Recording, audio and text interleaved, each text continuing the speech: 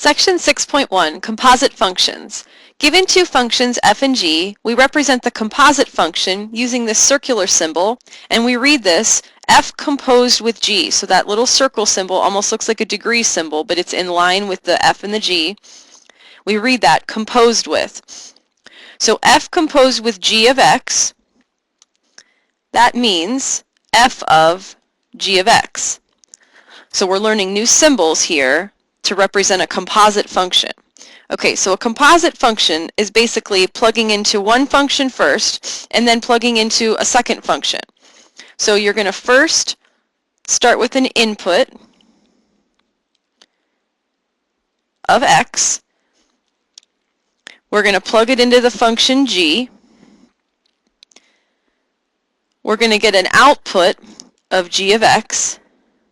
And then we're going to put that output into the second function, f, and get our final output,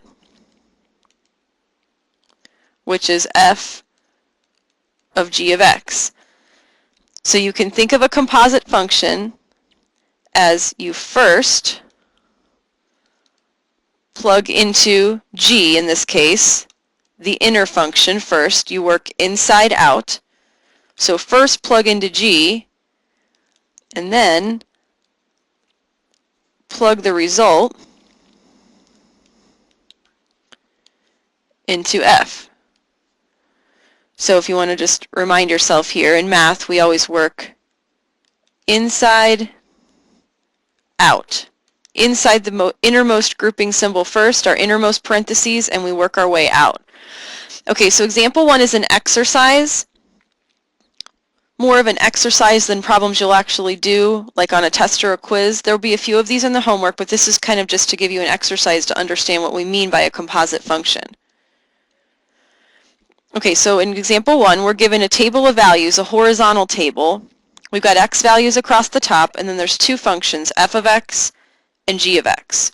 So we're asked to find some given function values. So part A, we want to find f composed with g of 1. So we know f composed with g of 1 is defined as f of g of 1.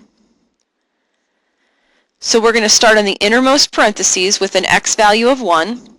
We're going to plug x into g. So I'm going to find the x value across the top of 1, and then go down to my g here. So g of 1 is 0. I'm just reading that off the table. So now I can replace g of 1 with a 0. Now the input, the x value now becomes 0, and I'm going to plug that into f. So I go across the top.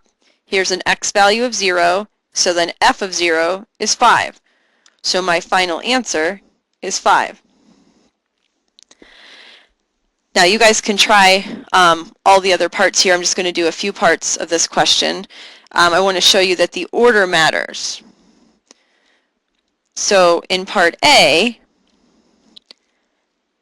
the f was first and then the g. If we look at part D, now the g is first and the f is second. So g composed with f of 3, that's defined as g of f of 3.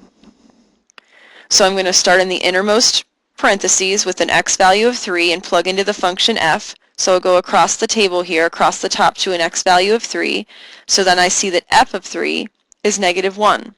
So I'm going to replace f of 3 with a negative 1. Now I'm going to input as my x value the negative 1 into g. So I'm going to go across the top for an x value of negative 1, put it into g. So g of negative 1 is 0. So the final value is 0. Now you can also plug a function into itself. So if we look at part f here, we can plug a function into itself. So we can compose f with f. So in part f, this is f composed with f of 3. So this is f of 3. So first I'm going to plug the 3 into f. So I go across an x value of 3 and plug it into f, and I get out a negative 1. So I'm going to replace the f of 3 with a negative 1. So this is f of negative 1. And now I'm going to take that negative 1 and use that as my input again into the function f. So I'm going to go across the top where I see an x value of -1, and I see that f of -1 is 7. So my final value here is 7.